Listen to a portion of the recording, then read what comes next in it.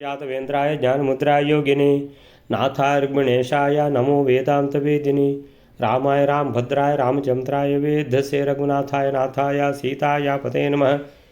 मनोजवं मारुततुल्यवेगं जितेन्द्रियं बुद्धिमतां वरिष्ठं वातात्मजं वानरयोत्तममुख्यं श्रीरामदूतं शरणं प्रपद्ये।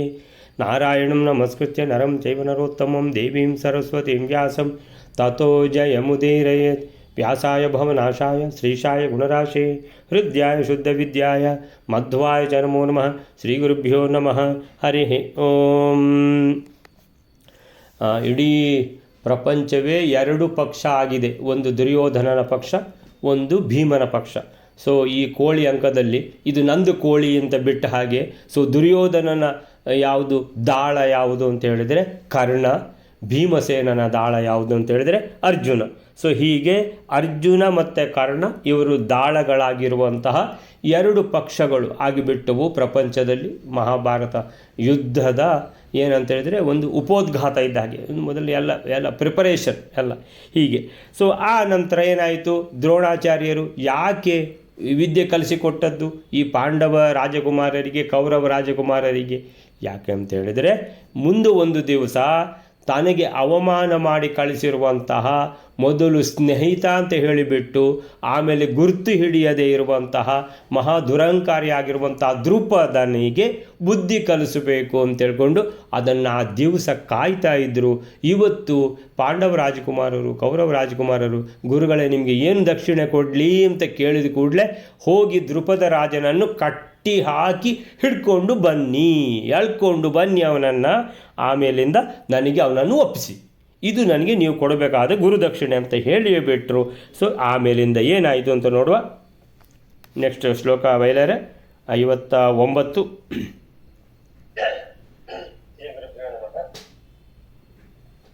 ಧಾರ್ತರಾಷ್ಟ್ರಾಃ ಕರ್ಣೇನ ಸಹಿತ ಪಾಂಡವ ಅಪಿ ದ್ರೋಣೇನ ಸಹಿತ ಪಾಂಚಾಲ ನಗರಂ ಪ್ರತಿ. 59ನೇ ಶ್ಲೋಕ. ಆಮೇಲೆ ರಾಜಕುಮಾರರಿಂದ ಗುರುದಕ್ಷಿಣೆಗಾಗಿ ಪ್ರಾರ್ಥಿಸಲ್ಪಟ್ಟ ದ್ರೋಣಾಚಾರ್ಯರು ಪಾಂಚಾಲ ದೇಶಕ್ಕೆ ಅಧಿಪತಿಯಾದ ದ್ರುಪದರಾಜನನ್ನು ಕಟ್ಟಿಕೊಂಡು ತಂದಿರಿ ಅಂತ ಕುಮಾರರನ್ನು ಕುರಿತು ಹೇಳುತ್ತಾರೆ. ಆ ಕುಮಾರರು ಹಾಗೇ ಆಗಲಿ ಅಂತ ಹೇಳುತ್ತಾರೆ. ಕರ್ಣನಿಂದ ಸಹಿತರಾದ ಆ ಕೌರವರು, ಪಾಂಡವರು ಕೂಡ ದ್ರೋಣಾಚಾರ್ಯರಿಂದ ಕೂಡಿದವರಾಗಿ ದ್ರುಪದನ ಪಟ್ಟಣಕ್ಕೆ ಹೋಗುತ್ತಾರೆ. ते धार्तराष्ट्राः कर्णेन सहिताः पाण्डवा अपि ययुर्द्रोणेन सहिताः पाञ्चालनगरं प्रति. ते ಅವರುಗಳು ಧಾರ್ತರಾಷ್ಟ್ರಾಃ ಧೃತರಾಷ್ಟ್ರನ ಮಕ್ಕಳು ದುರ್ಯೋಧನಾದಿಗಳು, ಕರ್ಣೇನ ಸಹಿತಾಃ ಕರ್ಣನ ಜತೆಗೆ ಮಾಡಿಕೊಂಡು, ಕರ್ಣನನ್ನು ಸಹ ಜತೆಗೆ ಸೇರಿಸಿಕೊಂಡು, ಪಾಂಡವ ಅಪಿ ಅಂತೇಳಿದರೆ ಕರ್ಣನನ್ನು ಕೂಡ ಸೇರಿಸಿಕೊಂಡು ಯಾಕೆ ಹೇಳ್ತಾ ಇದ್ದಾರೆ ಅಂತೇಳಿದರೆ, ದ್ರೋಣಾಚಾರ್ಯರ ಶಿಷ್ಯರಲ್ಲಿ ಕರ್ಣ ಇಲ್ಲ.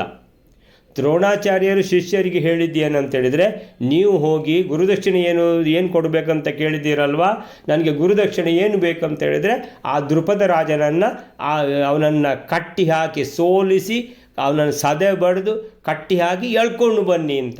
ಸೊ ಯಾರು ಹೋಗಬೇಕಾಗಿತ್ತು? ದುರ್ಯೋಧನಾದಿಗಳು ಹೋಗಬೇಕಾಗಿತ್ತು, ಇವರ ಜೊತೆಗೆ ಪಾಂಡವ ರಾಜಕುಮಾರರ ಜೊತೆಗೆ ಹೋಗಬೇಕಾಗಿತ್ತು. ಆದರೆ ಇವರಿಗೆ ಅವಸರ ಏನಂತ ಹೇಳಿದರೆ, ಪಾಂಡವ ರಾಜಕುಮಾರರನ್ನು ಇಲ್ಲೇ ಬಿಟ್ಟು ತಾವು ಮುಂದೆ ಹೋಗಿಬಿಟ್ಟು ಅಂತೇಳಿದರೆ ಆ ಕೆಲಸ ತಾವು ಮಾಡಿದ್ದೇವೆ ಅಂತ ಆಗಬೇಕು ಅಂತ ಹೇಳಿಬಿಟ್ಟು ಏನು ಮಾಡಿದ್ದಾರೆ, ಕರ್ಣನನ್ನು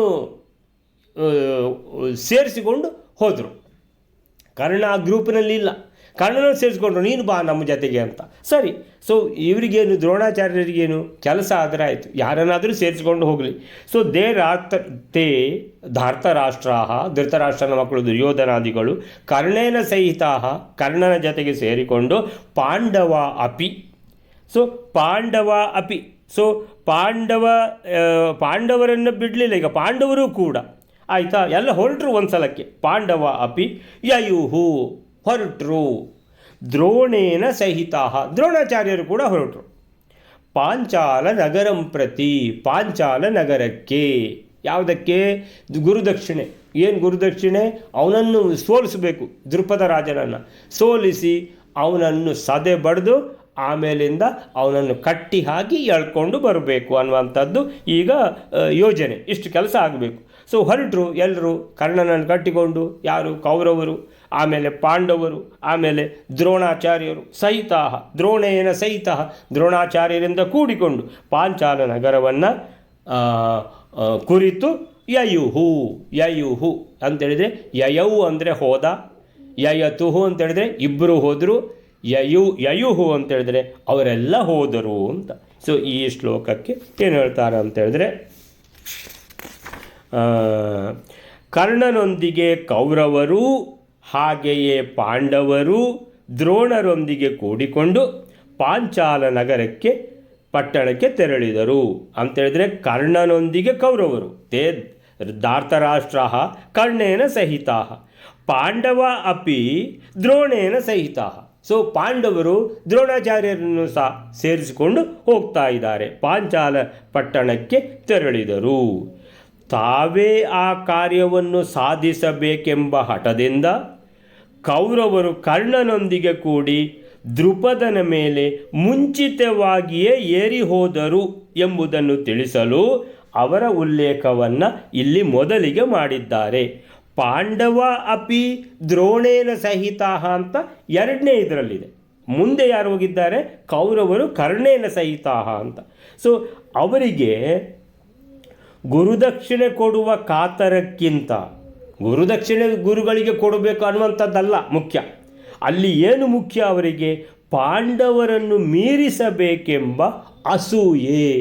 ದುರ್ಯೋಧನನಿಗೆ ಅವನು ಹುಟ್ಟಿದ್ರಿಂದ ಅವನಿಗೆ ಏನಂತೇಳಿದ್ರೆ, ಈ ಭೀಮಸೇನ ಇರುವಂಥ ಯಾವುದು ಪಕ್ಷ ಇದೆ ಪಾಂಡವರನ್ನು, ಇವರಿಗಿಂತ ಇವ್ರ ಮೇಲೆ ಅಸೂಯೆ ಅವನಿಗೆ, ಹೊಟ್ಟೆಗಿಚ್ಚು ಅಂತೇಳಿದರೆ. ಇವರು ಭೀಮಸೇನನ್ನು ನೋಡಿದರೆ ಹೊಟ್ಟೆಗಿಚ್ಚು ಮತ್ತು ದ್ವೇಷ, ಕೊಂದೇ ಬಿಡಬೇಕು ಅಂತೇಳಿದರೆ, ಅಷ್ಟು ಸಣ್ಣ ಪ್ರಾಯದಲ್ಲೇ ಅವನಿಗೆ ಆ ಥರ ಅಸೂಯೆ ದ್ವೇಷ ಹುಟ್ಟಿಕೊಂಡಿದೆ. ಈಗಂತೂ ಕೇಳೋದೇ ಬೇಡ. ಸೊ ಹಾಗೆ ಪಾಂಡವರನ್ನು ಮೀರಿಸಬೇಕೆಂಬ ಅಸೂಯೆ ದ್ವೇಷ ಇದಕ್ಕೆ ಕಾರಣವಾಗಿತ್ತು. ಸೊ ಹೀಗೆ ಒಳ್ಳೆಯವರ ಮೇಲೆ, ಸಾತ್ವಿಕರ ಮೇಲೆ ಯಾವುದು ಈ ಮಾತ್ಸರ್ಯ ಅಂತ ಯಾವುದಿದೆ, ಇದು ದುಷ್ಟರ ಲಕ್ಷಣ ಅನ್ನುವಂಥದ್ದು, ದುಷ್ಟರ ಪ್ರಧಾನ ಲಕ್ಷಣ ಅಂತ ಇದನ್ನು ಭಾಗವತ ಹೇಳ್ತದೆ ಅಂತ ಹೇಳ್ತಾರೆ. ಸೊ ಹೀಗೆ ನಿರ್ಮತ್ಸರಾಣಾಂ ಸತಾಂ ಅಂದರೆ ಒಳ್ಳೆಯವರು, ಯಾರು ಸಾತ್ವಿಕರು, ಸಾತ್ವಿಕರ ಮೇಲೆ ಮತ್ಸರ, ಅದು ಈ ದುಷ್ಟರ ಲಕ್ಷಣ, ದುಷ್ಟರ ಪ್ರಧಾನ ಲಕ್ಷಣ. ಅದರಲ್ಲೇ ಗೊತ್ತಾಗುತ್ತೆ ಅವನು ದುಷ್ಟ ಅಂತ ಹೇಳ್ಕೊಂಡು. ಅಲ್ಲಿಗೆ 59ನೇ ಶ್ಲೋಕ ಆಯಿತು. ನೆಕ್ಸ್ಟ್ ಶ್ಲೋಕ ಬೇರೆ. ಅತಾಹ ಭೀಮಃ ಸಾಮರ್ಥ್ಯ ವಿವೇಕಾಭಿಪ್ಸಯ ಗುರುಂ. ಪಾಂಚಾಲ ನಗರಕ್ಕೆ ಹೋಗುತ್ತಿದ್ದಾಗ ಭೀಮನು ಯಾರು ಶಕ್ತರು ಯಾರು ಅಶಕ್ತರು ಈ ರೀತಿಯ ವಿವೇಕ ಜ್ಞಾನೆಯ ಇಚ್ಛೆಯಿಂದ ದ್ರೋಣಾಚಾರ್ಯರನ್ನು ಮುಂದೆ ಹೇಳಿದ ಮಾತಿನಂತೆ ಕೇಳುತ್ತಾನಂತೆ. ನೆಕ್ಸ್ಟ್ ಶ್ಲೋಕನಲ್ಲಿ ಬರ್ತದೆ, ಗರ್ವ ಏಷಾಂ ಕುಮಾರಾಣಾಂ ಅನಿವಾರ್ಯೋ ದ್ವಿಜೋತ್ತಮ ಗಚ್ಚಂತ್ವೇತೆ ಕ್ರತೋ ನೈಷಾಂ ವಶಗೋ ದ್ರುಪದೋ ಭವೇತ್. ಬ್ರಾಹ್ಮಣ ಶ್ರೇಷ್ಠರಾದ ದ್ರೋಣಾಚಾರ್ಯರೇ, ಕುಮಾರರ ಈ ಗರ್ವವು ನಿವಾರಿಸಲು ಅಸಾಧ್ಯವು. ಮುಂದೆ ಇವರು ಹೋಗಲಿ, ದ್ರುಪದ ರಾಜನು ಇವರಿಗೆ ಅಧೀನನು ಆಗಲಾರನು. ಈ ರೀತಿ ಭೀಮಸೇನನು ದ್ರೋಣಾಚಾರ್ಯರಿಗೆ ಹೇಳುತ್ತಾನಂತೆ. ಅತಾಹ ಭೀಮ ಸಾಮರ್ಥ್ಯ ವಿವೇಕಾಭೀಪ್ಸಯ ಗುರುಂ ಗರ್ವ ಏಷ ಕುಮಾರಾಣಾಂ ಅನಿವಾರ್ಯೋ ದ್ವಿಜೋತ್ತಮ ಗಚ್ಚಂತ್ವೇತೆ ಗ್ರತೋ ನೈಷಾಂ ಗಚ್ಚಂತು ಏತೆ ಅಗ್ರತೋ ನೈಷಾಂ ವಶಗೋ ದ್ರುಪದೋ ಭವೇತ್. ಅತ ಆಹ ಭೀಮಃ, ಭೀಮ ಇವರದ್ದು ನೋಡಿ ಕರ್ಣನನ್ನು ಸೇರಿಸ್ಕೊಂಡು ಅಂತೇಳಿದರೆ ಬಹಳ ಇವರಿಗೆ ಧೈರ್ಯ, ಕರ್ಣ ಇದ್ದಾನೆ ಎಲ್ಲ ಆಗಿಬಿಡ್ತದೆ ಅಂತೇಳ್ಕೊಂಡು ಈ ಪಾಂಡವರದ್ದೆಲ್ಲ ಇನ್ನೆಲ್ಲ ಬೇಕಾಗೇ ಇಲ್ಲ ನಮಗೆ ಅಂತ. ಸೊ ಅಥ ಆಹ ಭೀಮಃ ಯಾರಿಗೆ? ಗುರುಂ ಅಂದರೆ ಪಾಂಡವರು ಮತ್ತು ದ್ರೋಣಾಚಾರ್ಯರು ಒಟ್ಟಿಗೆ ಹೋಗ್ತಾ ಇದ್ದಾರೆ. ಸೊ ಪಾಂಡವರು ಮತ್ತು ದ್ರೋಣಾಚಾರ್ಯರು ಒಟ್ಟಿಗೆ ಹೋಗುವಾಗ ದ್ರೋಣಾಚಾರ್ಯರಿಗೆ ಭೀಮ ಹೇಳ್ತಾನೆ, ಆತ ಆಹ ಭೀಮಃ ಗುರುಂ ಅಂದರೆ ದ್ರೋಣಾಚಾರ್ಯರನ್ನು ಕುರಿತು ಹೇಳ್ತಾನೆ. ಏನಂತ ಹೇಳಿದರೆ,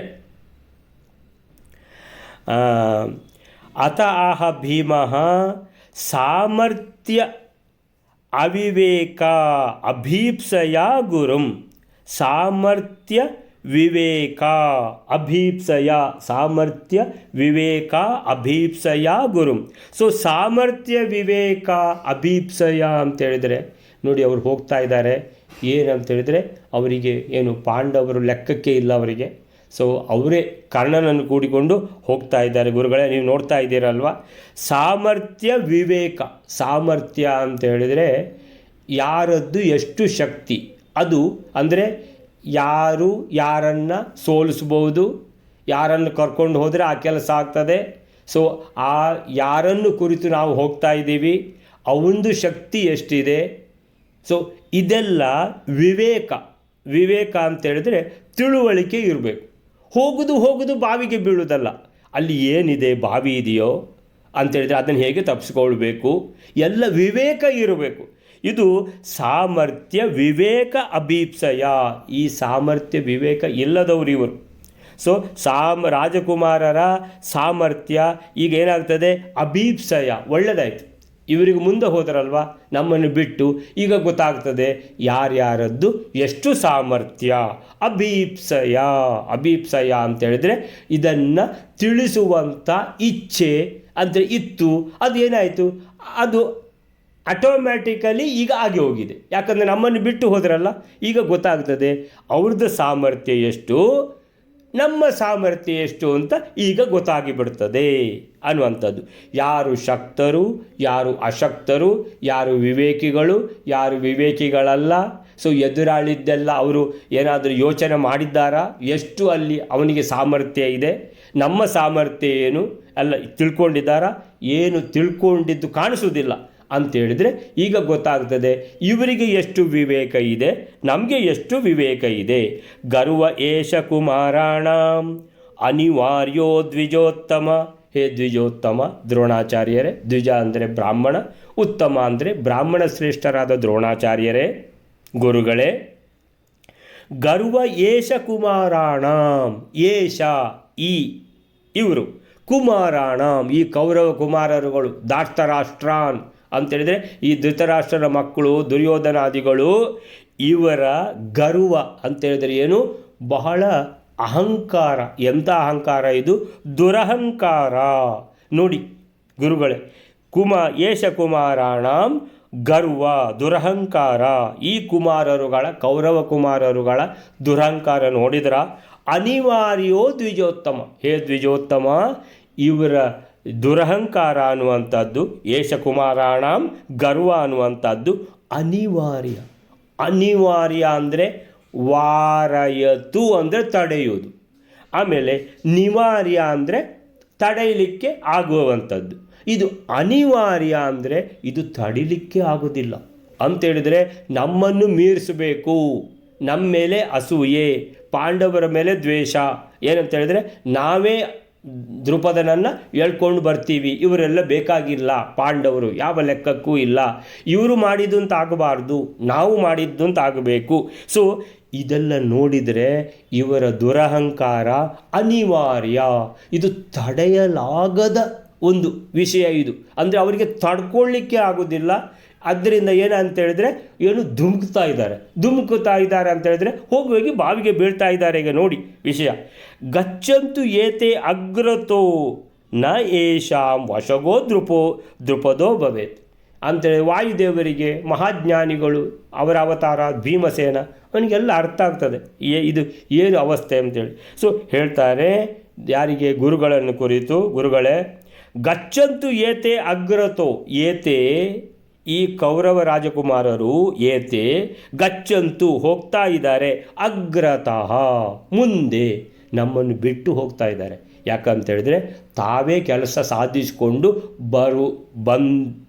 ಬರ್ತೇವೆ, ನಿಮ್ಮ ಏನು ಅವಶ್ಯಕತೆ ಇಲ್ಲ, ಪಾಂಡವರು ನಮಗೆ ಬೇಕಾಗಿಲ್ಲ ಅನ್ನುವಂಥದ್ದು.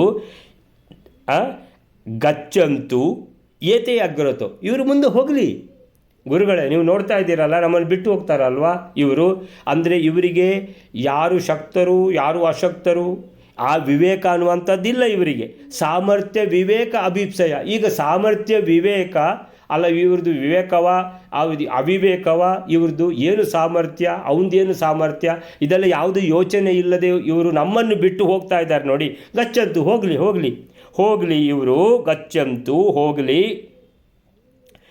ಏತೆ ಗಚ್ಚಂತು ಏತೆ ಗಚ್ಚಂತ್ವೇತೆ ಗಚ್ಚಂತು ಏತೆ ಉ ಪ್ಲಸ್ ಎ ಅದು ವಾ ಬಂತು, ಯಾ ಮತ್ತು ವಾ ಬರುವಂಥದ್ದು ಎಣ್ಸಂಧಿ. ಸೊ ಗಚ್ಚಂತು ಏತೆ ಅಗ್ರತೋ, ಅಗ್ರತೋ ಪೃಷ್ಠತಃ, ಅಗ್ರತಃ ಅಂದರೆ ಮುಂದೆ, ಪೃಷ್ಠತಃ ಅಂದರೆ ಹಿಂದೆ. ಸೊ ಇವರು ಮುಂದೆ ಹೋಗ್ತಿದ್ದಾರಲ್ಲ ನಮ್ಮನ್ನು ಬಿಟ್ಟು, ಹೋಗಲಿ ಹೋಗಲಿ. ಸೊ ನ ಏಷಾಂ ವಶಗೋ ದ್ರುಪದೋ ಭವೇತ್. ಗುರುಗಳೇ, ನಾನು ಈಗಲೇ ನಿಮಗೆ ಬರೆದು ಕೊಡ್ತೇನೆ. ಏನಂತ ಹೇಳಿದರೆ ನ ಏಷಾಂ ವಶಗೋ, ಏಷಾಂ ವಶಗೋ ಅಂತೇಳಿದರೆ ಇವರು ದ್ರುಪದನನ್ನು ಹೋಗಿಬಿಟ್ಟು ಅವನನ್ನು ತಮ್ಮ ವಶಕ್ಕೆ ಮಾಡಿಕೊಳ್ಳುವುದಂದ್ರೆ ಏನರ್ಥ, ಅವನನ್ನು ಸೋಲಿಸಿ ಅವನನ್ನು ಸದೆ ಬಡಿದು ಅವನನ್ನು ಸೆರೆ ಹಿಡಿಬೇಕು, ಆಮೇಲಲ್ವ ಕಟ್ಟಿಯಾಗಿ ಹೇಳ್ಕೊಂಬರೋದು. ಸೊ ಅಂದರೆ ಇದಕ್ಕೆ ಏನು ಹೆಸರು, ವಶಗಃ. ವಶಗಃ ಅಂತೇಳಿದ್ರೆ ದ್ರುಪದನು ಇವರ ವಶಕ್ಕೆ ಆಗ್ತಾನೆ ಅಂತ ಇವರು ತಿಳ್ಕೊಂಡಿದ್ದಾರೆ. ಆದರೆ ನಾನು ನಿಮಗೆ ಬರೆದು ಕೊಡ್ತೀನಿ, ದ್ರುಪದಃ ಏಷಾಂ ವಶಗೋ, ಇವರ ವಶಕ್ಕೆ ನ ಭವೇತ್. ನ ಏಷಾಂ ವಶಗೋ ದ್ರುಪದೋ ಭವೇತ್ ಅಂತೇಳಿದರೆ ನಾ ಹಾಗೆ ಇಟ್ಕೊಳ್ಳಿ, ನಾ ಭವೇತ್ ಅಂತ ಒಟ್ಟಿಗೆ ಮಾಡ್ಕೊಬೇಡಿ. ನಾ ಭವೇತ್ ಆಗುವುದಿಲ್ಲ. ಯಾವುದು, ಏಷಾಂ ವಶಗೋ ದ್ರುಪದಃ, ಇವರು ಮುಂದೆ ಹೋಗಿಬಿಟ್ಟು ದ್ರುಪದನನ್ನು ಸೋಲಿಸಿ ಕಟ್ಟಿ ಹಾಕಿ ನಾವೇ ತಗೊಂಡು ಬರ್ತೀವಿ, ಎಳ್ಕೊಂಬರ್ತೀವಿ ಅಂತ ಹೋಗ್ತಾ ಇದ್ದಾರಲ್ಲ, ದ್ರುಪದನು ಇವರ ವಶವಾಗುವುದಿಲ್ಲ. ನ ಏಷಾಂ ವಶಗಃ ದ್ರುಪದೋ ಭವೇತ್. ಸೊ ಏಷಾಂ ವಶಗಃ ದ್ರುಪದಃ ನ ಭವೇತ್, ಇವರ ವಶಕ್ಕೆ ದ್ರುಪದನು ಸಿಗುವುದಿಲ್ಲ ಖಂಡಿತ. ಅಂತೇಳಿದರೆ ಇವರಿಗೆ ಯಾರ್ದು ಶಕ್ತಿ ಎಷ್ಟು ಏನು ಸಂಗತಿ ಅನ್ನುವಂಥ ಪರಿವೆಯೇ ಇಲ್ಲ. ದುರಹಂಕಾರದಲ್ಲಿ ಹೋಗ್ತಾ ಇದ್ದಾರೆ. ಕರ್ಣ ಅಂತ ಹೇಳಿದರೆ ಏನು, ಇನ್ನೇನು ಕರ್ಣನ ಮೇಲೆ ಯಾರೂ ಇಲ್ಲ ಅಂತ ಭಾಳ ಭರವಸೆ ಇಟ್ಕೊಂಡ್ಬಿಟ್ಟಿದ್ದಾರೆ, ಹೋಗ್ತಾ ಇದ್ದಾರೆ. ನೋಡಿ ಏನಾಗ್ತದೆ ಕತೆ ಅಂತ ಭೀಮಸೇನ ಮೊದಲೇ ಹೇಳ್ತಾ ಇದ್ದಾನೆ. ಗುರುಗಳೇ, ಇವರು ಹೋಗಲಿ ಮುಂದೆ ಅಂತೇಳಿದರೆ ಬಹಳ ಇವರಿಗೆ ದುರಹಂಕಾರ ಇದೆಯಲ್ಲ, ಈಗ ಹಲ್ಲು ಮುರ್ಕೊಂಡು ಬರ್ತಾರೆ, ನೋಡಿ ನೀವೇ ನೋಡಿ ಅಂತ ಹೇಳ್ತಾ ಇದ್ದಾನೆ. ಯಾರು, ಭೀಮಸೇನ. ಸೊ ಅತ ಆಹ ಭೀಮಃ ಸಾಮರ್ಥ್ಯ ವಿವೇಕ ಅಭೀಪ್ಸಯ ಗುರುಂ. ಸೊ ಏನಂತ ಹೇಳಿದ್ರೆ, ಆಗ ಭೀಮನು ತಮ್ಮ ಸಾಮರ್ಥ್ಯದಲ್ಲಿನ ವ್ಯತ್ಯಾಸವನ್ನು ಪ್ರಕಾಶಪಡಿಸಬೇಕೆಂಬ ಬಯಕೆಯಿಂದ, ಇವರ ಸಾಮರ್ಥ್ಯ ಏನು, ನಮ್ಮ ಸಾಮರ್ಥ್ಯ ಏನು, ಸೊ ಇವರಿಗೆ ಎಷ್ಟು ವಿವೇಕ ಇದೆ, ಇವರು ಎಷ್ಟು ಮಟ್ಟಿಗೆ ಇವರು ಅವಿವೇಕಿಗಳು, ಇದೆಲ್ಲ ವಿಷಯ ಈಗ ಗೊತ್ತಾಗ್ತದೆ. ಇದನ್ನು ಹೇಳ್ತಾ ಇದ್ದಾನೆ ಗುರುಗಳಿಗೆ. ಸೊ ದ್ರೋಣರಿಗೆ ತಿಳಿಸ್ತಾ ಇದ್ದಾನೆ. ಏನಂತ ಹೇಳಿದ್ರೆ, ವಿಪ್ರೋತ್ತಮ ಅಂತೇಳಿದ್ರೆ ದ್ವಿಜೋತ್ತಮ ಬ್ರಾಹ್ಮಣ ಶ್ರೇಷ್ಠ ದ್ರೋಣಾಚಾರ್ಯರೇ, ಈ ಕುಮಾರರ ಏಷಕುಮಾರಾಣಾಂ ಗರ್ವ ದುರಹಂಕಾರ ಅನಿವಾರ್ಯ. ಇದು ತಡೆಯಲಿಕ್ಕೆ ಸಾಧ್ಯ ಇಲ್ಲ, ಯಾರಿಂದ ತಡಿಲಿಕ್ಕೆ ಸಾಧ್ಯ ಇಲ್ಲ. ಆ ನಮನೆ ಇವರಿಗೆ ಏನಂತೇಳಿದರೆ ನಾವೇ ಮಾಡಿದ್ದು ಅಂತ ಆಗಬೇಕು ಅಂತ. ಹೋಗಲಿ, ಗಚ್ಚಂತು ಏತೆ, ಇವರೇ ಮುಂದೆ ಹೋಗಲಿ. ಗಚ್ಚಂತು ಏತೆ ಅಗ್ರತಃ, ಅಗ್ರತಃ ಅಂದರೆ ಮುಂದೆ, ಗಚ್ಚಂತು ಹೋಗಲಿ ಅಂದರೆ ಏತೆ ಅಂದರೆ ಇವರು ಮುಂದೆ ಹೋಗಲಿ. ದ್ರುಪದನು ಎಂದಿಗೂ ಇವರ ವಶನಾಗಲಾರ. ಇವರ ವಶಗ ನ ಏಷಾಂ ವಶಗಃ ದ್ರುಪದೋ ಭವೇತ್, ಇವರ ವಶಕ್ಕೆ ದ್ರುಪದನು ಖಂಡಿತ ಸಿಗುವುದಿಲ್ಲ. ಸೊ ಕೌರವರೊಂದಿಗೆ ತಾವು ಆಗಲೇ ತೆರಳಿದಲ್ಲಿ ವಿಜಯ ಸಾಧಿಸುವಂಥದ್ದು ಏನಾಗ್ತದೆ, ತಾವು ಹೆಸರು ಗಳಿಸುವುದು ಅವರು ಎಂದಾಗುವ ಅಪಾಯ ಇದೆ. ಈಗ ಅವರು ಮುಂದೆ ಹೋಗ್ತಾ ಇದ್ದಾರಲ್ಲ, ಇವ್ರ ಜೊತೆಗೆ ನಾವು ಹೋಗಬೇಕಾಗಿಲ್ಲ, ನಮ್ಮನ್ನು ಬಿಟ್ಟು ಹೋಗಿದ್ದಾರೆ ಅಂತ ಹೇಳಿದ್ಮೇಲೆ ನಾವು ಅವರ ಜೊತೆಗೆ ಸೇರಿಕೊಂಡು ಹೋಗಬೇಕಾದಿಲ್ಲ. ಒಂದು ವೇಳೆ ನಾವೀಗ ಹೋಗಿ ಅವ್ರ ಜೊತೆಗೆ ಸೇರಿಕೊಂಡ್ರೆ ಏನಾಗುತ್ತೆ, ನಮ್ಮಿಂದಾಗಿ ಅವರು ಗೆಲ್ತಾರೆ. ನಮ್ಮಿಂದ ಗೆದ್ದು ಮತ್ತು ನಿಮ್ಗೆ ಬಂದು ಹೇಳುವುದೇನು, ನಾವು ಗೆದ್ದದ್ದು ಅಂತ, ಇವರೇನೂ ಮಾಡಿಲ್ಲ ಅಂತ. ಅದಕ್ಕೋಸ್ಕರ ಅವರು ಮಾಡೋದಾ ನಾವು ಮಾಡೋದಾ ಗೊತ್ತಾಗಿ ಬಿಡಲಿ, ಅದಕ್ಕೋಸ್ಕರ ನಾವು ಹೋಗೋದು ಬೇಡ, ಅವ್ರದ್ದು ನೋಡ್ಕೊಂಡು ಬಿಡೋಣ ಏನಾಗುತ್ತೆ ಅಂತ ಪ್ರಸಂಗಕ್ಕೆ ಅವಕಾಶ ಕೊಡಬಾರದು ಅಂತ ಭೀಮ ಹೀಗೆ ನುಡಿದ. ಇವರು ಮುಂದೆ ಹೋಗಲಿ, ನಾವು ಇವರಿಂದ ಆಗೋದಿಲ್ಲಲ್ಲ, ಆಮೇಲೆ ನಾವು ಹೋಗುವ ಅಂತ. ಸೊ ಕೌರವರ ಅಶಕ್ತಿ ಪ್ರಕಟವಾದ ಮೇಲೆ ತಾವು ಹೋಗಿ ಕಾರ್ಯ ಸಾಧಿಸಿದಲ್ಲಿ ಕೌರವರ ಅಶಕ್ತಿ ಅದು ಇಡೀ ಪ್ರಪಂಚಕ್ಕೆ ಗೊತ್ತಾಗ್ತದೆ. ಹಾಗೆ ನಮ್ಮಲ್ಲಿರುವಂಥ ಮಹಾ ಸಾಮರ್ಥ್ಯ ಕೂಡ ಅದು ಪ್ರಕಟವಾಗ್ತದೆ ಅಂತ ಈ ಚಿಂತನೆ ಇದಕ್ಕೆ ಹೇಳ್ತಾರೆ ಯೋಗ ಕೌಶಲ ಅಂತ. ಸೊ ವಾಯುದೇವರ ಈ ಅಭಿಪ್ರಾಯವನ್ನು ದ್ರೋಣಾಚಾರ್ಯರಿಗೆ ಈ ಭೀಮಸೇನ ಹೇಳ್ತಾ ಇದ್ದಾನೆ. ವಾಯುದೇವರ ಅವತಾರನಾದ ಭೀಮಸೇನ ಹೇಳ್ತಾ ಇದ್ದಾನೆ, ಅವರು ಮುಂದೆ ಹೋಗಲಿ, ನಾವು ಹಿಂದೆ ಇರುವ, ಅವರು ಈಗ ಹಲ್ಲು ಮುರ್ಕೊಂಡು ಬರ್ತಾರಲ್ಲ ಆವಾಗ ನಾವು ಹೋಗುವ. ಇದರಲ್ಲಿ ಏನಾಗ್ತದೆ, ಅವರು ನಮ್ಮಿಂದ ಕೆಲಸ ಮಾಡಿಸಿಕೊಂಡು ತಾವೇ ಮಾಡಿದ್ದು ಅಂತ ಆ ದುರಹಂಕಾರದ ಮಾತು ಹೇಳುವುದು ಬೇಡ. ಆಮೇಲಿಂದ ಈಗ ಅವರು ಹಲ್ಲು ಮುರ್ಕೊಂಡು ಬಂದ ಕೂಡಲೇ ಇಡೀ ಪ್ರಪಂಚಕ್ಕೆ ಗೊತ್ತಾಗ್ತದೆ ಈ ಕೌರವರಿಗೆ ಇವರಿಗೆ ಎಂಥ ಒಂದು ದುರಹಂಕಾರ ಅಂತ. ಅವರ ದುರಹಂಕಾರ ಪ್ರಪಂಚಕ್ಕೆ ಗೊತ್ತಾಗಬೇಕು, ನಮ್ಮ ಸಾಮರ್ಥ್ಯ ವಿವೇಕ ಕೂಡ ಪ್ರಪಂಚಕ್ಕೆ ಗೊತ್ತಾಗಬೇಕು. ಎರಡೂ ಕೆಲಸ ಒಟ್ಟಿಗೆ ಆಗಲಿ ಗುರುಗಳೇ, ಅವರು ಹೋಗಲಿ ಮುಂದೆ ಅಂತ ಭೀಮಸೇನ ಹೇಳ್ತಾನೆ. ಮುಂದಿನ ಶ್ಲೋಕವೇಲಾರೆ. ನಿವೃತ್ತೇಷ್ವಕೃತಾರ್ಥೇಷು ವಯಂ ಬದ್ಧ್ವಾ ರಿಪುಂ ತವ ಆನಯಾಮೋ ನ ಸಂದೇಹ ಇತಿ ತಸ್ಥೌ ಸಸೋದರಃ. 62ನೇ ಶ್ಲೋಕ. ಭೀಮಸೇನ ದ್ರೋಣಾಚಾರ್ಯರಿಗೆ ಹೇಳ್ತಾ ಇದ್ದಾನೆ, ದೃಪದ ರಾಜನನ್ನು ಕಟ್ಟಿ ತರಲು ಅವರು ಮುಂದು ಅಂತ ಹೋಗಿದ್ದಾರೆ. ಆದರೆ ಆ ಕಾರ್ಯದಲ್ಲಿ ಅವರು ವಿಜಯಿಗಳಾಗುವುದಿಲ್ಲ. ಈ ರೀತಿ ಕಾರ್ಯವನ್ನು ಮಾಡದೆ ಹಿಂದಿರುಗುತ್ತಾರೆ. ಆವಾಗ ನಿನಗೆ ಶತ್ರುವಾದ ದೃಪದರಾಜನನ್ನು ನಾವು ಕಟ್ಟಿ ತರುವೆವು, ಈ ಮಾತಿನಲ್ಲಿ ಸಂಶಯವೇ ಬೇಡ. ಈ ರೀತಿ ಹೇಳಿ ಭೀಮಸೇನನು ಸಹೋದರರಿಂದ ಕೂಡಿದವನಾಗಿ ಅಲ್ಲಿ ನಿಲ್ಲುತ್ತಾನೆ. ನಿವೃತ್ತೇಷ್ವಕೃತಾರ್ಥೇಷು ವಯಂ ಬದ್ಧ್ವಾ ರಿಪುಂ ತವ ಆನಯಾಮ ನ ಸಂದೇಹ ಇತಿ ತಸ್ಥೌ ಸಸೋದರಃ. ನಿವೃತ್ತೇಷು ಅಕೃತಾರ್ಥೇಷು ನಿವೃತ್ತೇಷು ಅಕೃತಾರ್ಥೇಷು ವಯಂ ಬದ್ಧ್ವಾ ರಿಪುಂ ತವ ಆನಯಾಮ ನ ಸಂದೇಹ ಇತಿ ತಸ್ಥೌ ಸಸೋದರಃ. ಸೊ ಗುರುಗಳಿಗೆ ಹೇಳ್ತಾ ಇದ್ದಾನೆ ಭೀಮಸೇನ, ಗುರುಗಳೇ, ನಿವೃತ್ತೇಷು ಅಕೃತಾರ್ಥೇಷು, ಇವರು ಮುಂದೆ ಹೋಗಿದಾರಲ್ಲ ದುರಂಕಾರಿಗಳು, ಇವರು ಅಕೃತ ಅರ್ಥೇಷು. ಅಕೃತ ಅಂದರೆ ಈಗ ಒಂದು ಕೆಲಸ ಮಾಡಬೇಕಂತ ಬಹಳ ಒಂದು ಉತ್ಸಾಹ ದುರುತ್ಸಾಹ ನಮ್ಮನ್ನು ಬಿಟ್ಟು ಹೋಗ್ತಾ ಇದ್ದಾರಲ್ಲ, ಇವರು ವಾಪಸ್ ಬರ್ತಾರೆ. ಈಗ ನಿವೃತ್ತೇಷು, ನಿವೃತ್ತ ಅಂತ ಹೇಳಿದ್ರೇನು, ಹೋದವರು ವಾಪಸ್ ಬರುವುದು. ನಿವೃತ್ತೇಷು ಇವರು ಹಿಂತಿರುಗುತ್ತಾರೆ, ಮರಳಿ ಬರ್ತಾರೆ. ಬರುವಾಗ ಮಾತ್ರ ಕೈಕಾಲು ಮುರ್ಕೊಂಡು ಬರ್ತಾರೆ ನೋಡಿ.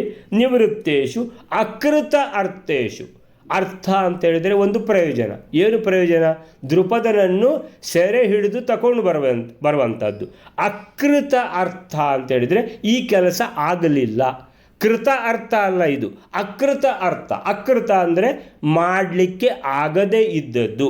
ಸೊ ಅಕೃತ ಅರ್ಥೇಶು, ಈ ಯಾವ ಅರ್ಥ ಅಂದರೆ ಪ್ರಯೋಜನ, ಯಾವ ಪ್ರಯೋಜನಕ್ಕೆ ಹೋಗಿದ್ದಾರೋ ಆ ಕೆಲಸ ಆಗದೆ, ದೃಪದ ಇವರ ವಶಕ್ಕೆ ಸಿಗದೆ, ಅವನನ್ನು ಸದೆಬಡಿಯೋದಿರಲಿ, ಅವನನ್ನು ಸೋಲಿಸಲಿಕ್ಕೆ ಇವರಿಂದ ಆಗದೆ, ಅದರ ಬದಲಾಗಿ ಅವರಿಂದ ಇವರು ಪೆಟ್ಟು ತಿಂದು ನಿವೃತ್ತೇಶು ವಾಪಸ್ ಬರ್ತಾರೆ. ಈಗ ನೋಡಿ, ಅವರು ವಾಪಸ್ ಬಂದಾಗ ವಯಂ ನಾವು ತವರಿಪುಂ ಬದ್ಧ್ವಾ ನಾವು ಹೋಗ್ತೇವೆ ಗುರುಗಳೇ, ಏನೂ ಯೋಚನೆ ಮಾಡಬೇಡಿ. ಭೀಮಸೇನ ದ್ರೋಣಾಚಾರ್ಯರಿಗೆ ಸಮಾಧಾನ ಹೇಳ್ತಾ ಇದ್ದಾನೆ. ಯಾಕಂದರೆ ಅವರನ್ನು ಬಿಟ್ಟು ಅವರು ಸೋತು ಬಂದರೆ ನಾವಿದ್ದೀವಲ್ವಾ. ವಯಂ ನಾವು ತವರಿಪುಂ ನಿಮ್ಮ ಶತ್ರು ಯಾರು ದೃಪದನನ್ನು ಬದ್ಧ್ವಾ ಕಟ್ಟಿ ಹಾಕಿ ಆನಯಾಮ ತರುತ್ತೇವೆ, ನಾವು ತರುತ್ತೇವೆ. ಆನಯಾಮ ನಾ ಸಂದೇಹ ಇತಿ. ನಾ ಸಂದೇಹ ಇತಿ ಅಂದರೆ ಇದರಲ್ಲಿ ನಿಮಗೆ ಸಂದೇಹವೇ ಬೇಡ. ನಾನು ಭೀಮಾರ್ಜುನರಿದ್ದಾರೆ, ಹೋಗಿ ಅವರು ಕೆಲಸ ಮಾಡಿಕೊಂಡು ಬರ್ತಾರೆ. ಇವರು ವಾಪಸ್ ಬರಲಿ ಅಂತೇಳಿದರೆ ಲೋಕಕ್ಕೆ ಗೊತ್ತಾಗಲಿ ಇವರಿಗೆ ಇವ್ರದ್ದು ಏನು ಯೋಗ್ಯತೆ ಅನ್ನುವಂಥದ್ದು ಗೊತ್ತಾದ ಮೇಲೆ ನಾವು ಹೋಗ್ತೇವೆ. ನಾವು ಹೋಗಿ ನೀವೇನು ಯೋಚನೆ ಮಾಡೋದು ಬೇಡ. ತವರಿಪುಂ ವಯಂ ಬದ್ಧ್ವಾ, ನಾವು ವಯಂ ತವರಿಪುಂ ಬದ್ಧ್ವಾ ನಿಮ್ಮ ಶತ್ರುವನ್ನು ಕಟ್ಟಿ ಹಾಕಿ ನಾವು ಕರ್ಕೊಂಡು ಆನಯಾಮ ತರುತ್ತೇವೆ. ನಯಾಮ ಅಂದರೆ ತಗೊಂಡು ಹೋಗೋದು, ಆನಯಾಮ ಅಂದರೆ ತಗೊಂಡು ಬರೋದು. ಸೊ ಅಂತೇಳಿದ್ರೆ ಕಟ್ಟಿ ಹಾಕಿ ಎಳ್ಕೊಂಡು ಬರೋ ಕೆಲಸ ನಾವು ಮಾಡ್ತೇವೆ. ನ ಸಂದೇಹ ಇತಿ, ಇದರಲ್ಲಿ ನಿಮಗೆ ಸಂದೇಹವೇ ಬೇಡ ಗುರುಗಳೇ. ಎಲ್ಲಿ ಭೀಮಸೇನ ಹೇಳ್ತಾ ಇದ್ದಾನಂದರೆ ಮಾಡಿಯೇ ತೋರಿಸ್ತಾನೆ. ನ ಸಂದೇಹ ಇತಿ ತಸ್ಥೌ ಸ ಸೋದರ. ಅರ್ಜುನ ನಿಲ್ಲಪ್ಪ, ಅವ್ರು ಹೋಗಲಿ ಅಂತ ಹೇಳ್ಕೊಂಡು ಸೋದರ ಯಾರು? ಅರ್ಜುನ. ಸೊ ಅರ್ಜುನನ ಸಮೇತ ಭೀಮಸೇನನು ಅಂದರೆ ಇಬ್ಬರಾದ್ರಲ್ಲ, ಅದಕ್ಕೋಸ್ಕರ ತಸ್ಥೌ, ಇಬ್ಬರಾದ್ದರಿಂದ ತೌ ಅಂತ ಬರ್ತದೆ. ತಸ್ಥೌ ಅಂದರೆ ಸ್ಥಾ ಅಂತ ಹೇಳಿದ್ರೆ ಏನು? ಅಲ್ಲೇ ನಿಂತ್ಕೊಳ್ಳೋದು. ತಸ್ಥೌ ಅಂತೇಳಿದರೆ ಅಲ್ಲೇ ನಿಂತರು. ನಾವಿಲ್ಲೇ ನಿಲ್ಲುವ, ಅವರು ವಾಪಸ್ಸು ಬರೋದನ್ನು ಕಾಯುವ. ಅವರು ವಾಪಸ್ಸು ಬಂದ ಮೇಲೆ ಅವರಿಗೆ ಸ್ವಲ್ಪ ಏನಂದರೆ ನೀರೆಲ್ಲ ಹಾಕಿ ಅಂತೇಳಿದರೆ ಅವರನ್ನು ಕೂರಿಸಿ ನಾವು ಹೋಗುವ, ನಿಮ್ಮ ಕೆಲಸ ಮಾಡಿಕೊಂಡು ಬರ್ತೇವೆ ಗುರುಗಳೇ, ನೀವೇನು ಯೋಚನೆ ಮಾಡೋದು ಬೇಡ, ಸಂದೇಹವೇ ಇಲ್ಲ. ತವರಿಪುಂ ವಯಂ ಬದ್ವಾ, ನಿಮ್ಮ ಶತ್ರುವನ್ನು ನಾವು ಕಟ್ಟಿ ಹಾಕಿ ಕರ್ಕೊಂಡು ಬರುವಂಥ ಕೆಲಸ ನಮಗೆ ಅಂತ ಏನು ಹೇಳ್ತಾನೆ. ಪಾಂಚಾಲ ದೇಶದ ಆ ಕಾಂಪೌಂಡ್ ಏನಿದೆ, ಗೋಡೆ, ಗೇಟ್ನ ಒಳಗೆ ಹೋಗಲೇ ಇಲ್ಲ, ಹೊರಗಿಂದನೇ ಸೋದರ ಅರ್ಜುನನ ಒಟ್ಟಿಗೆ ನಿಂತುಬಿಟ್ಟ. ತಸ್ಥೌ ಅಂತೇಳಿದ್ರೆ ಅಲ್ಲೇ ನಿಂತ. ಸ್ಥಾ ಅಂತೇಳಿದ್ರೆ ಅಲ್ಲೇ ನಿಲ್ಲುವಂಥದ್ದು, ಸೊ ಅಲ್ಲೇ ನಿಂತ, ಒಳಗೆ ಹೋಗಲಿಲ್ಲ.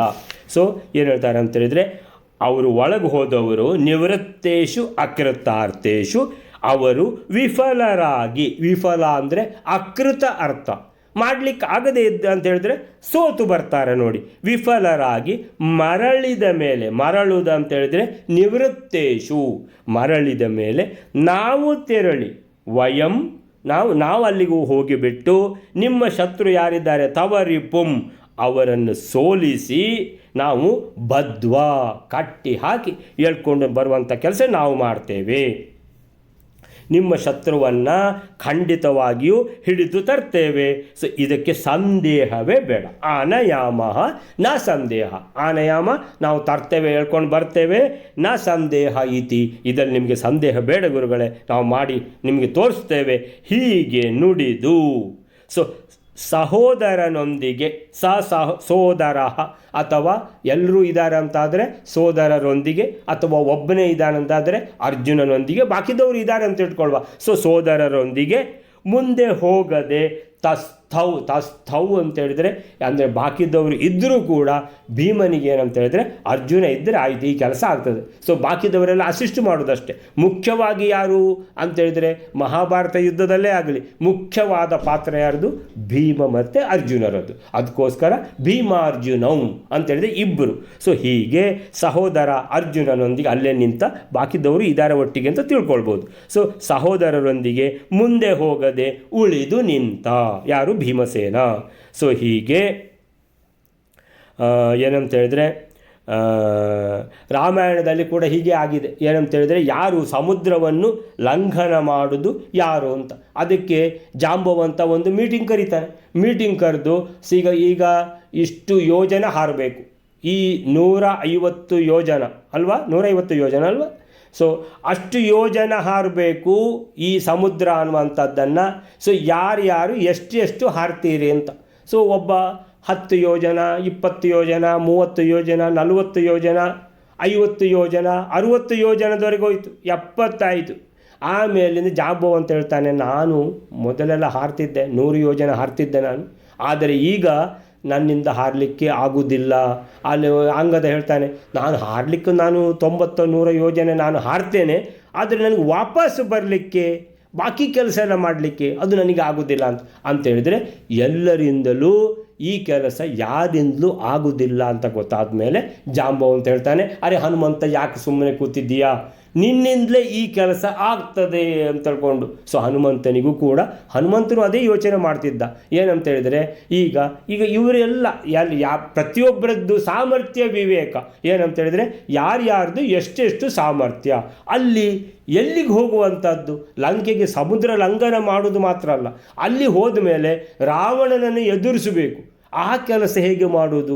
ಸೊ ಅವನಿಗೆ ಅಲ್ಲಿ ಬುದ್ಧಿ ಕಲಿಸಬೇಕು, ಅವನೇನಾದರೂ ಯುದ್ಧಕ್ಕೆ ಬಂದರೆ ಆ ಯುದ್ಧದಲ್ಲಿ ಅವನನ್ನು ಸೋಲಿಸಬೇಕು. ಇದೆಲ್ಲ ಕೆಲಸ ಅಂಗದ ಎಣಿಸಿಯೇ ಅವನಿಗೆ ಬೆವರಲಿಕ್ಕೆ ಶುರುವಾಯಿತು. ನಾನು ಏನಾದರೂ ಹಾರಲಿಕ್ಕೆ ಹಾರಿಬಿಟ್ಟೇನು, ಆದರೆ ನನ್ನಿಂದ ಬಾಕಿ ಎಲ್ಲ ಕೆಲಸ ಇದೆಯಲ್ಲ ಅದೆಲ್ಲ ನನ್ನಿಂದ ಸಾಧ್ಯನೇ ಇಲ್ಲ ಅಂತ. ಸೊ ಯಾರಿಂದಲೂ ಆಗೋದಿಲ್ಲ ಅಂತ ಆದಮೇಲೆ ಜಾಂಬವ ಅಂತ ಹೇಳ್ತಾನೆ, ಹನುಮಂತ ಇದು ನಿನ್ನಿಂದಲೇ ಆಗೋದು ಅಂತ. ಸೊ ಆವಾಗ ಹನುಮಂತ ಅಂದರೆ ಸಾಮರ್ಥ್ಯ ವಿವೇಕ ಆದಮೇಲೆ ಅಂತೇಳಿದ್ರೆ ಮತ್ತೆ ಹನುಮಂತ ಹೊರಡ್ತಾನೆ. ಹೀಗೆ ರಾಮಾಯಣದಲ್ಲಿ ಕೂಡ ಉಳಿದ ಕಪಿಗಳೆಲ್ಲ ಸಮುದ್ರ ಹಾರಲು ಅಸಮರ್ಥರೆಂದು ನಿರ್ಣಯವಾದ ಮೇಲೇ ಹನುಮಂತ ತಾನು ಹಾರಲು ಸನ್ನದ್ಧನಾದ ಎಂಬುದನ್ನು ಗಮನಿಸಬೇಕು. ಇಲ್ಲಿ ತೇಷಾಂ ಅಶಕ್ತಿಂ ಪ್ರಕಟಾಂ ವಿಧಾಯ ಅಂತೇಳಿದರೆ ಪ್ರತಿಯೊಬ್ಬರಿಗೂ ಅವರವರ ಸಾಮರ್ಥ್ಯದ ಅರಿವಾಗಬೇಕು. ಅಲ್ಲಿ ಯಾರೂ ದುರಹಂಕಾರ ಯಾರೂ ತೋರಲಿಲ್ಲ. ಅದು ಯಾವುದು ಆ ಕಪಿಗಳು ಎಲ್ಲ ಅವರವರು ನಮ್ಮ ಸಾಮರ್ಥ್ಯ ಇಷ್ಟೇ ಅಂತ ಹೇಳಿದ್ದಾರೆ. ಇಲ್ಲಿಯ ಥರ ಅಲ್ಲ, ಇಲ್ಲಿ ದುರಹಂಕಾರಿಗಳು ಯಾರು, ಈ ಕೌರವರು. ಸೊ ಆ ರೀತಿಯಲ್ಲಿ ಸೊ ಅಲ್ಲಿದ್ದು ಒಂದು ಈ ಥರ ಒಂದು ಸ್ಪರ್ಧೆ ನಡೆದಿದೆ ಅಂತ ನೆನಪು ಮಾಡ್ಕೊಳ್ತಾ ಇದ್ದಾರೆ ಪ್ರಭಂಜನಾಚಾರ್ಯ. ಸೊ ಅಲ್ಲಿಗೆ ಇವತ್ತಿನದನ್ನು ಇಲ್ಲಿಗೆ ನಿಲ್ಲಿಸ್ಕೊಳ್ಳೋಣ. ಮುಂದೆ ಯಾವ ರೀತಿ ದ್ರುಪದನನ್ನು ಕೌರವರು ಹೇಗೆ ವಾಪಸ್ ಬರ್ತಾರೆ ಹೋದವರು, ಆಮೇಲಿಂದ ಯಾರು ಹೋಗ್ತಾರೆ, ಅಲ್ಲಿ ಹೇಗಾಗ್ತದೆ ಅನ್ನುವಂಥದ್ದನ್ನು ನಾಳೆ ನೋಡುವ. ಶ್ರೀಕೃಷ್ಣ ಅರ್ಪಣ ಮಸ್ತು.